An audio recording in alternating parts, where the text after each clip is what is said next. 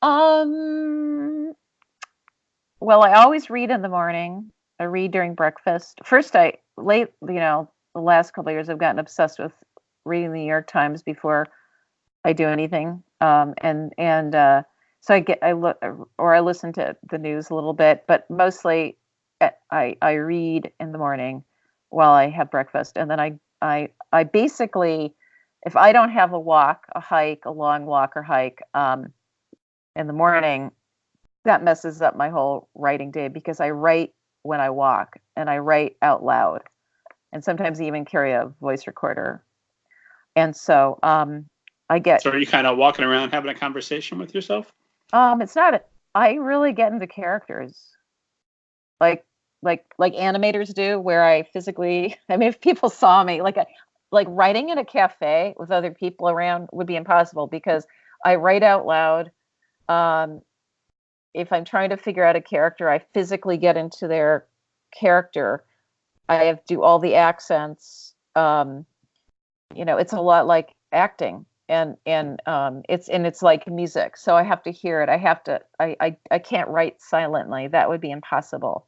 Um, and then so then I write I write above my barn. Sometimes I'll go to a local library where they have a study room. You can get a study room for a couple hours, and people can see me being crazy through the window and getting in little, you know, acting like a giant rat, gesticulating or something, rat person.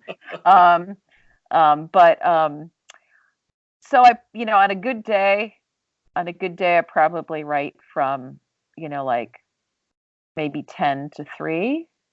Um, but sometimes I just don't have the concentration.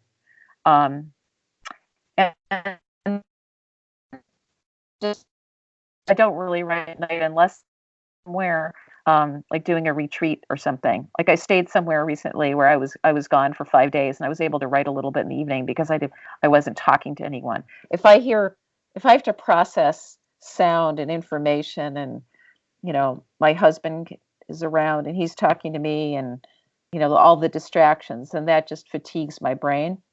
But so in general, I don't write at night, but I can draw in the evening. So I try to draw in the evening. Um, and Sunday, I just do something fun. And lately, that's been canoeing. So, Oh, wonderful. and I read at night. I read every night, and whenever I'm in my car, I tend to listen to. I've been listening to a ton of audiobooks, because listening to audiobooks has been easier than reading for me since this last head injury. Oh yeah, no, audiobooks are a lifesaver. Especially when I'm doing this and I've got to, if I'm going to sit down and physically read a book, I'm going to read the book of somebody I'm going to talk to about it. But then that might mean that I don't get to Margaret Atwood's newest for a Right. few weeks unless I grab the audiobook and then I can Right. sneak that one in. Well, the guy who translated, who did the audiobook, who narrated the audiobook of the Wonderling is fantastic. And we read together in LA. He's a Brit, but he lives in LA. Simon Vance. He's done just about every Dickens book in the world. He's done over 1,000 books. He's so good. I just love him. So if you don't have time to actually sit down and read the book, the audiobook is fantastic. Did you get to have a say in who read the book, or was it just a happy accident that the perfect reader came along? I definitely had a say, and actually, the first person, this is embarrassing, the person who was going to read it was Kate Winslet because she loved the book, and she's Wow. represented by my movie agent.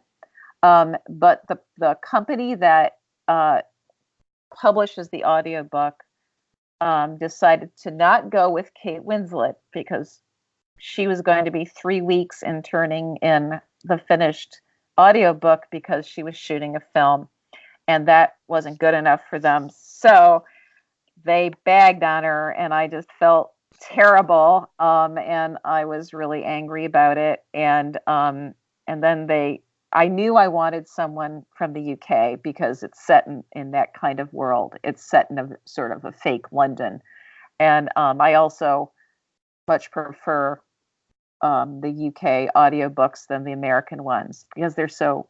A lot of those people train on the London stage. They're just I mean, I know there are some good American narrators, but I just really like the British ones or the, Scottish ones, Irish, whatever.